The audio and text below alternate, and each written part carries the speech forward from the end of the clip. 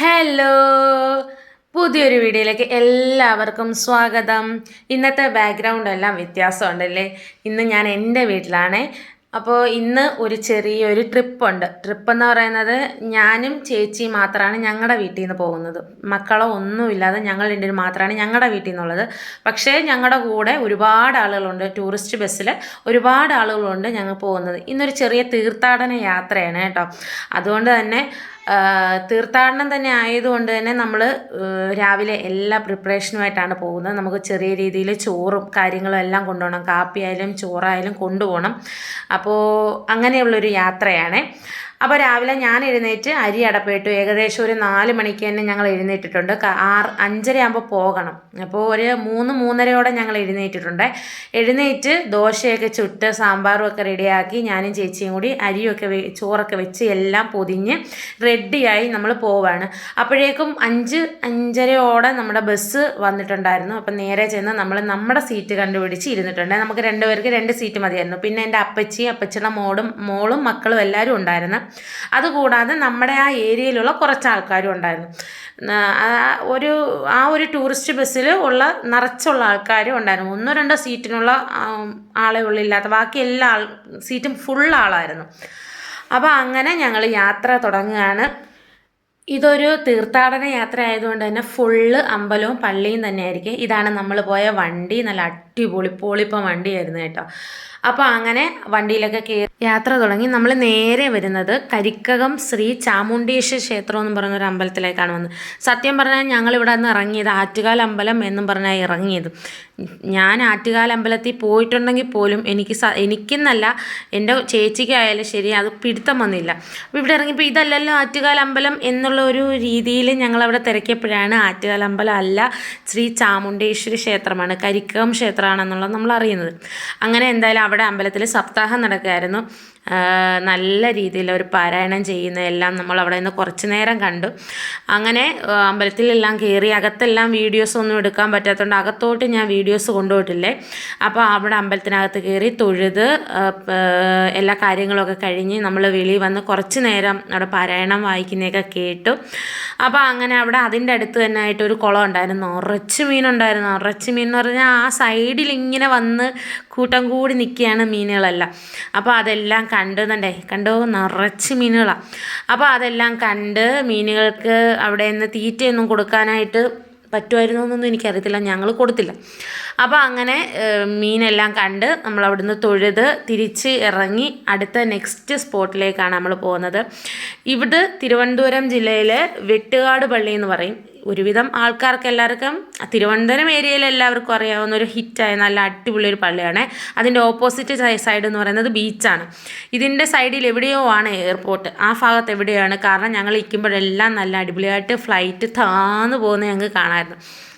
അപ്പോൾ അങ്ങനെ വെട്ടുകാട് പള്ളിയിലാണ് നമ്മൾ ഫുഡ് കഴിക്കുന്നത്. അപ്പോൾ അവിടെ ഒരു സൈഡിൽ ഇങ്ങനെ പന്തലൊക്കെ ഇട്ട് ഫുഡ് കഴിക്കാനുള്ള ഒരു സ്ഥലം ഉണ്ടായിരുന്നു. അപ്പോൾ നമ്മൾ രാവിലെ ദോശയും സാമ്പാറും കൊണ്ടുപോയിട്ടുണ്ടായിരുന്നു. നമ്മൾ മാത്രമല്ല, നമ്മുടെ കൂടെ വന്നവരും അതുകൂടാതെ പുറത്തുനിന്ന് വേറെ ട്രിപ്പ് വന്നവരും എല്ലാവരും ഉണ്ടായിരുന്നു. അപ്പോൾ അവിടെ ഇരുന്ന് നമ്മൾ ആഹാരമൊക്കെ കഴിച്ചതിന് ശേഷം അവിടെ ഇരുന്ന് കുറച്ച് നേരം നമ്മൾ അവിടെ നിന്ന് റെസ്റ്റ് ചെയ്തു. അവിടെ എല്ലാം ഒന്ന് നോക്കി കുറച്ച് വീഡിയോസും കാര്യങ്ങളൊക്കെ എടുത്തു. അതിനുശേഷം നേരെ നമ്മൾ പള്ളിയിൽ കയറി. പള്ളിക്കകത്ത് കയറി പ്രാർത്ഥനയൊക്കെ ആയിരുന്നു. നല്ല ഗംഭീര പള്ളിയായിരുന്നു. അതിനകത്തെന്ന് പറയുന്ന കാണാൻ നല്ല അടിപൊളി പള്ളിയാണ്. ആരെങ്കിലും പോയിട്ടുണ്ടോ ഇല്ലയോ എന്നുള്ളത് കമൻറ്റ് ചെയ്യണേ. അപ്പോൾ മിക്കവാറും ഞാനിപ്പോൾ 3 വർഷം കൊണ്ട് ഈ ഒരു ട്രിപ്പിന് പോകുന്നുണ്ട്. അപ്പോൾ ഈ 3 വർഷവും ആഹാരം രാവിലത്തെ ബ്രേക്ക്ഫാസ്റ്റ് ഈ പള്ളിയിൽ വെച്ച് തന്നെയാണ് എല്ലാവർക്കും. നമ്മൾ ഹിന്ദുക്കളെ അപേക്ഷിച്ച് ഹിന്ദുക്കൾക്ക് അങ്ങനെ അമ്പലങ്ങളിൽ വന്നിരുന്ന് ഒരിടത്തിരുന്ന് കഴിക്കാനോ എടുക്കാനോ ഒന്നും ഇതുവരെ അനുവാദം കൊടുത്തിട്ടുണ്ടോ എന്നൊന്നും എനിക്കറിയത്തില്ല. ഞാൻ ഇതുവരെ കണ്ടിട്ടില്ല അങ്ങനെയൊന്നും. പക്ഷേ ക്രിസ്ത്യൻസിൻ്റെ ഇടയിൽ പള്ളിയുടെ അവിടെ എവിടെയെങ്കിലുമൊക്കെ വന്നിരുന്ന് കഴിക്കുന്നതിനൊന്നും അവർക്കൊരു പരാതിയില്ല എന്നാണ് എൻ്റെ ഒരു നിഗമനം. എങ്ങനെയാണെന്ന് എനിക്കറിയില്ല. എന്തായാലും നിങ്ങൾക്ക് അങ്ങനെ എന്തെങ്കിലും തോന്നിയിട്ടുണ്ടെങ്കിൽ ഒന്ന് കമൻറ്റ് ചെയ്യണേ.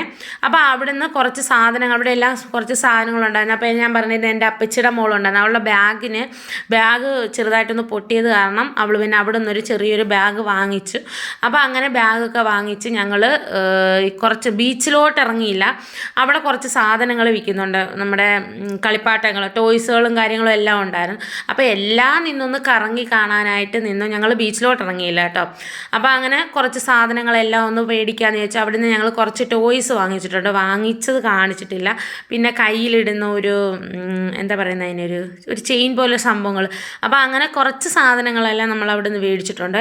ടോയ്സൊക്കെ ഇവിടുന്ന് വാങ്ങിച്ചാൽ വേറെ എങ്ങൊന്നും ടോയ്സ് മേടിക്കാൻ പോയില്ല. അപ്പോൾ ഇവിടുന്ന് ടോയ്സും കാര്യങ്ങളൊക്കെ വാങ്ങിച്ചു. നമ്മളെല്ലാം കഴിഞ്ഞ് നേരെ പിന്നെ ഇതെല്ലാം കഴിഞ്ഞ് നമ്മൾ നേരെ വണ്ടി കയറുകയാണ്. അടുത്ത സ്പോട്ടിലേക്ക് പോകാനുള്ള ഒരു തയ്യാറെടുപ്പാണ്. അപ്പോൾ ഇവിടുന്ന് വണ്ടി ഇട്ടേക്കുന്നിടത്ത് കുറച്ച് ദൂരമുണ്ട് നടന്നു പോകാനായിട്ട്. നമ്മൾ ഇപ്പുറത്തെ സൈഡിലാണ് കൊണ്ടിട്ടിരിക്കുന്നത്, അതുകൊണ്ട് നമുക്ക് കുറച്ച് നടക്കാനുണ്ടായിരുന്നു. അപ്പോൾ ഇവിടുന്ന് നടന്ന് അവിടെ ചെന്ന് സാധനം മേടിക്കാനായിരുന്നു. സത്യം പറഞ്ഞാൽ ആദ്യം നമ്മൾ ഈ ഒരു ട്രിപ്പ് എന്നല്ല, നമ്മൾ ടൂറിസ്റ്റ് ബസ്സിൽ പോകുന്ന എല്ലാ ട്രിപ്പിലും ആദ്യത്തെ ആ ഒരു സ്പോട്ടിൽ ഇറങ്ങുമ്പോൾ എല്ലാവർക്കും ഭയങ്കര ഉത്സാഹമായിരിക്കും, ഉന്മേഷമായിരിക്കും. രണ്ടാമത്തെ സ്പോട്ട് വരുമ്പോഴത്തേക്ക് എല്ലാവരും അവശതയാകും. നിങ്ങൾ അങ്ങനെയല്ലേ? കമൻറ്റ് ചെയ്യണേ. അപ്പം പള്ളിയിൽ നിന്ന് യാത്ര പറഞ്ഞ് നമ്മൾ തിരിച്ച് വരുന്നത് ആറ്റുകാൽ അമ്പലത്തിലേക്കാണ്. ഈ ആറ്റുകാൽ അമ്പലത്തിൽ വന്നപ്പോൾ സത്യം പറഞ്ഞാൽ എന്തൊക്കെയോ നമ്മുടെ മനസ്സിൽ എന്തെല്ലാം തോന്നുമായിരുന്നു. ആറ്റുകാൽ അമ്പലത്തിൽ വന്ന് നമ്മൾ പൊങ്കാലയിടുന്ന ടൈമിൽ അമ്പലം നമുക്ക് കാണാൻ പോലും, അമ്പലത്തിൻ്റെ ഒരു ഭാഗം പോലും നമുക്ക് നല്ല രീതിയിൽ കാണാൻ പറ്റില്ല. അതേപോലെ തിരക്കുള്ള ഒരു അമ്പലമായിരുന്നല്ലോ ആറ്റുകാൽ അമ്പലം എന്ന് പറയുമ്പോൾ. ഇങ്ങനെ വരുന്ന സമയങ്ങളിലാണ് ആറ്റുകാൽ അമ്പലത്തിൽ എല്ലാ ഭാഗങ്ങളും നമുക്കൊന്ന് നല്ല അടിപൊളിയായിട്ട് കാണാനും തൊഴാനും സൗകര്യമായിട്ട് നമുക്ക് എല്ലാ കാര്യങ്ങൾക്കും തൊഴാനും പറ്റുന്നുള്ളൂ. അപ്പോൾ അമ്പലത്തിനകത്ത് കയറി തൊഴുതു. അകത്ത് കയറുമ്പോൾ വീഡിയോ അലൗഡ് അല്ലാത്തത് കൊണ്ട് ഞങ്ങൾ അകത്ത് കയറി തൊഴുന്നതിന് വീഡിയോ എടുത്തില്ല. പിന്നെ തൊഴുന്ന ഒരു വീഡിയോ വേണമല്ലോ എന്ന് വിചാരിച്ച് ഞങ്ങൾ റീക്രിയേറ്റ് ചെയ്തതാണ് ആ ഒരു തൊഴൽ. അപ്പോൾ അങ്ങനെ അവിടെ എല്ലാം തൊഴുത് അവിടെ നിന്ന് തിരിച്ച് ഇറങ്ങി. പിന്നെ അടുത്ത സ്പോട്ട് ആഴിമല ടെമ്പിൾ. ഇവിടത്തെക്കുറിച്ച് പറയുകയാണെങ്കിൽ എനിക്കറിയില്ല. ഞാൻ ഇതിനു മുമ്പ് വരെ ആഴിമല അമ്പലത്തിൽ പോകുമ്പോഴെല്ലാം പോകുന്ന സമയത്തെല്ലാം ഞാൻ നല്ല ഭയങ്കര പ്രതീക്ഷയോടാണ് പോകുന്നത്. അമ്പലത്തിൽ കയറി ഒരുപാട് വീഡിയോസ് എടുക്കണം, ഒരുപാട് ഫോട്ടോസ് എടുക്കണം എന്നൊക്കെ ഭയങ്കരമായിട്ട് മനസ്സിൽ വിചാരിച്ചാണ് ഞാൻ ആഴിമല അമ്പലത്തിലേക്ക് പോകുന്നത്. പക്ഷേ അമ്പലത്തിൻ്റെ അടുത്ത് ആ ഒരു ഏരിയയിൽ വന്നപ്പോഴേക്കും നമുക്ക് കുറച്ച് ബസ് ഇട്ടെടുത്തുനിന്ന് കുറച്ച് ദൂരമുണ്ട് നടക്കാൻ. നമ്മൾ നടന്ന് പകുതി വരെ വന്നപ്പോഴത്തേക്ക് നമുക്ക് മനസ്സിലായി എന്തോ ഒരു പ്രശ്നമുണ്ട്. കാരണം അതുപോലെ തിരക്ക്, നല്ല തിരക്കുണ്ടായിരുന്നു, നല്ല തിരക്ക്. നമ്മൾ എത്ര പോയി, നമ്മൾ എങ്ങനെ പോയാലും നമുക്ക് നേരെ ചെന്ന് അമ്പലത്തിൽ കയറി തൊഴുത് പ്രാർത്ഥിച്ചതിന് ശേഷം അവിടെ നിന്ന് ഫോട്ടോസൊക്കെ എടുത്തിട്ട് നമുക്ക് പോരാം. പക്ഷേ ഇന്ന് എന്തോ അറിയില്ല, ഭയങ്കര തിരക്കായിരുന്നു. ഭയങ്കര തിരക്കെന്ന് വെച്ചാൽ ഭയങ്കര തിരക്ക്. പക്ഷേ തിരക്കിൻ്റെ കാര്യം മാത്രമല്ല, എന്നിട്ട് നമ്മൾ വിചാരിച്ച് ടൂറിസ്റ്റുകാർ എല്ലാവരെയൊക്കെ വന്ന് ഫോട്ടോ എടുക്കാനും എല്ലാത്തിനൊക്കെ വരുന്നതല്ലേ എന്ന് കരുതി നിന്നു. പക്ഷേ അതല്ല സംഭവം. ഇപ്പോൾ ആഴിമല അമ്പലത്തിൽ ഒരുപാട് മാറ്റങ്ങൾ വന്നിട്ടുണ്ട്. അവർ പുതുതായി പണിഞ്ഞ് കുറച്ച് പരിപാടികളൊക്കെ അവർ പൂർത്തീകരിച്ച് വെച്ചിട്ടുണ്ട്. അപ്പോൾ ഇതുവരെ കുറച്ച് നാളായി അഴിമലയിൽ പോയിട്ട് എന്നുള്ളവർക്ക് വേണ്ടിയാണ് കേട്ടോ.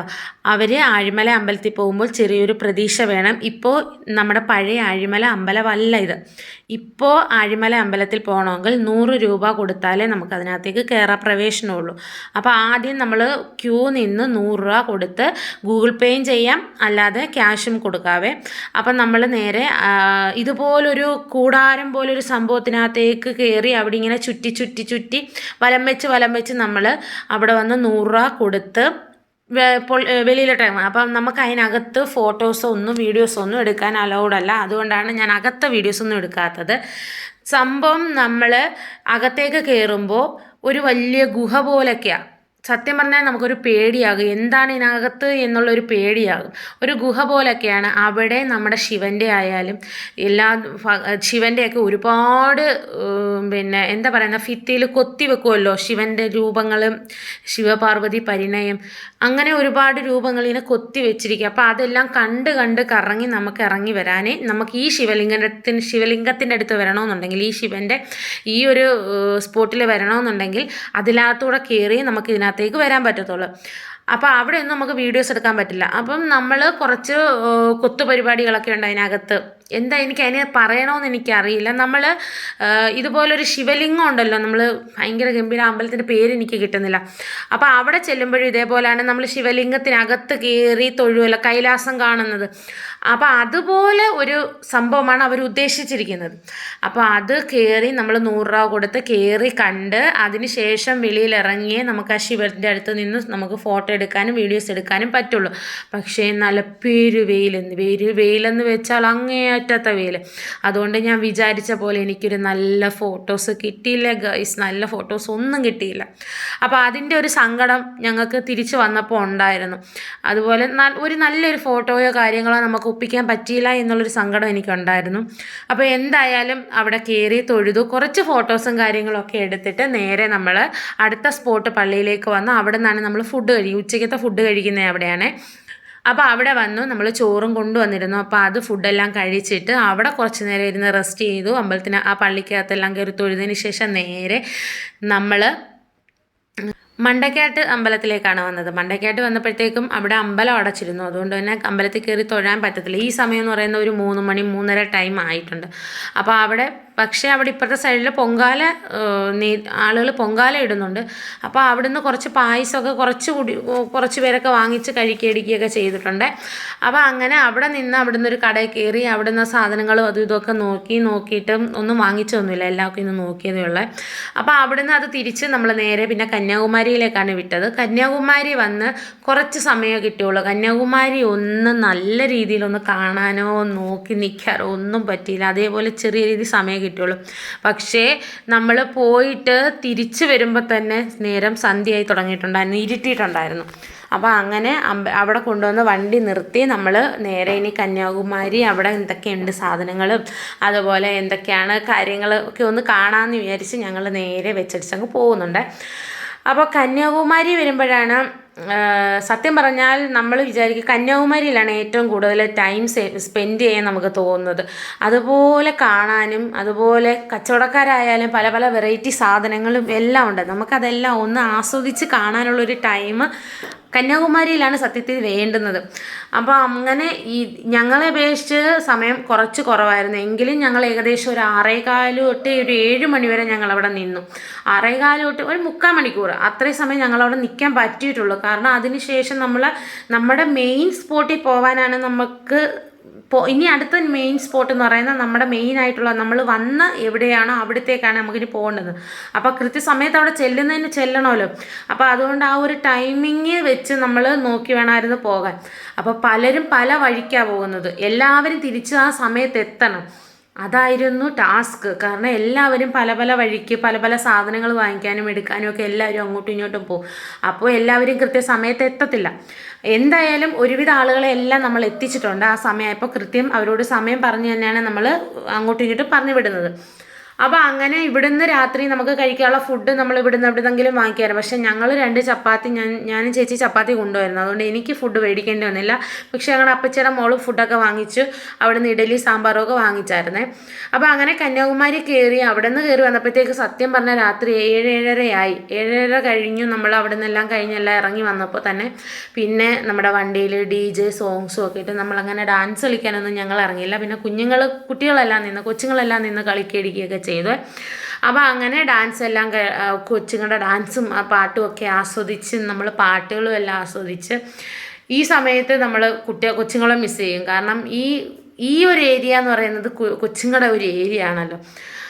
ഇനി നമ്മൾ നമ്മുടെ മെയിൻ സ്പോട്ടായി നമ്മൾ വന്നത് ഈ ഒരു പള്ളിയിലേക്കാണ്. ഈ പള്ളിയല്ല, നമ്മൾ വന്നിരിക്കുന്ന പള്ളി എന്ന് പറയുന്നത് മാതാമല പള്ളി എന്ന് പറയും. ആരെങ്കിലും പോയിട്ടുണ്ടോ എന്തോ എന്നുള്ളതൊന്ന് കമൻറ്റ് ചെയ്യണേ. ഇതാണ് നമ്മുടെ മെയിൻ സ്പോട്ട് എന്ന് പറയുന്നത് മാതാമല പള്ളി. ഈ പള്ളിയുടെ പ്രത്യേകത എന്തോന്ന് പറഞ്ഞാൽ ഈ ഒരു പള്ളി എന്ന് പറയുന്നത് ഭയങ്കര വലിയ പള്ളിയൊന്നുമല്ല, ഒരു ചെറിയൊരു കുരിശടിയാണ്. ഒരു കുരിശടി പള്ളിയാണ്. കുരിശടി മീൻസ് മനസ്സിലാവുമായിരിക്കുമല്ലോ. അപ്പോൾ ആ ഒരു പള്ളിയാണിത്. ഭയങ്കര വിശ്വാസമുള്ളൊരു പള്ളിയും അതുമാത്രമല്ല ആളുകൾ മുട്ടിൽ ഇഴഞ്ഞാണ് ആ പള്ളിയിൽ മുട്ടുകുത്തി പോകുമല്ലോ. അങ്ങനെയാണ് ആളുകൾ വിശ്വാസം. അവരുടെ ഓരോ കാര്യസാധ്യത്തിന് വേണ്ടി നമ്മുടെ കാര്യങ്ങൾ നടന്നു കഴിയുമ്പോഴും മുട്ടുകുത്തി ആളുകൾ ആ പള്ളിയിൽ കയറുന്നത്.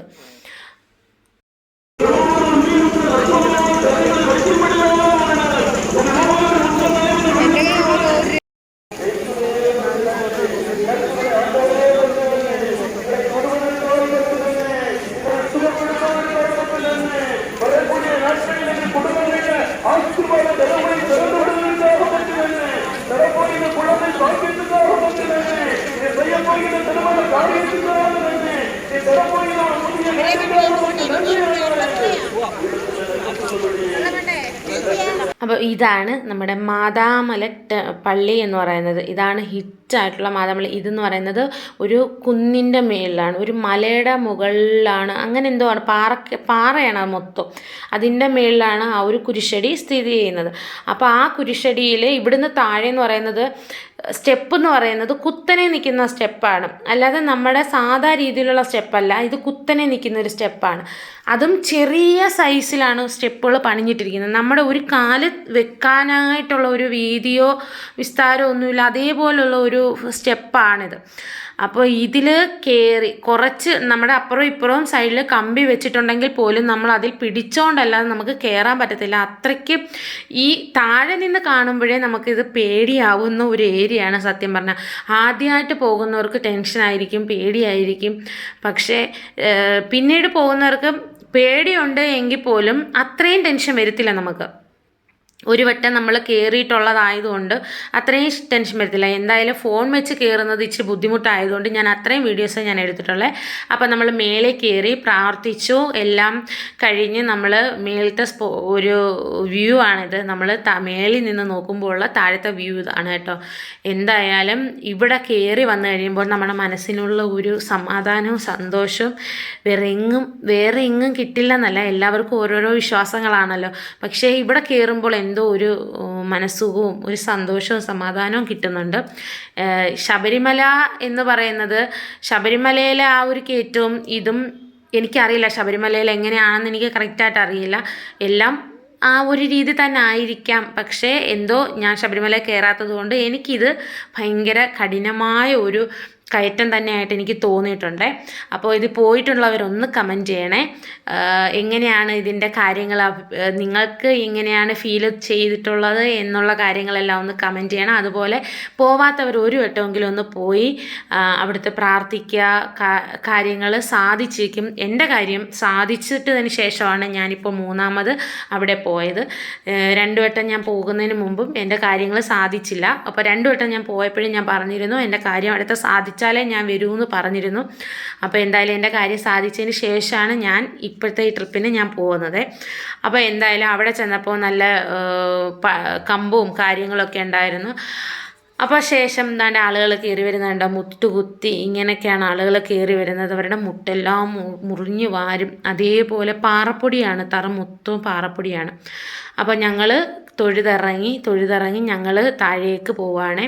അപ്പോൾ താഴേക്കുള്ള വ്യൂ കണ്ടോ, നല്ല അടിപൊളി, നല്ല രസമാണ്. ഇത് താഴോട്ട് നോക്കി നിൽക്കാം, പക്ഷേ നോക്കാൻ പേടിയാവും. അതുകൊണ്ട് താഴോട്ട് നോക്കിയില്ല. ഞാൻ മൊബൈൽ ക്യാമറ ഓണാക്കി വെച്ച് തറയെ നോക്കിയാണ് ഞാൻ നടന്നത്. അതുകൊണ്ട് എന്തൊക്കെ വീഡിയോ കിട്ടിയോന്ന് പോലും എനിക്കറിയത്തില്ലായിരുന്നു. ഞാനിപ്പം നോക്കിയപ്പോഴാണ് വീഡിയോസ് കിട്ടിയ കാര്യങ്ങളൊക്കെ എനിക്കറിയുന്നത്. അപ്പോൾ കണ്ട കുഞ്ഞുങ്ങൾ വരെ മുട്ടുകാലിൽ ഇഴച്ച് കൊണ്ടുവരുന്നവരുണ്ട്, മുട്ടുകാലിൽ നടന്നു കൊണ്ടുവരുന്നവരുണ്ട്. അപ്പം ഞങ്ങളുടെ കൂടെ വന്ന ആളുകളാണ് ഇതാ ഈ കയറി വരുന്നത്, ഞങ്ങളുടെ കൂടെ വന്നതാണേ.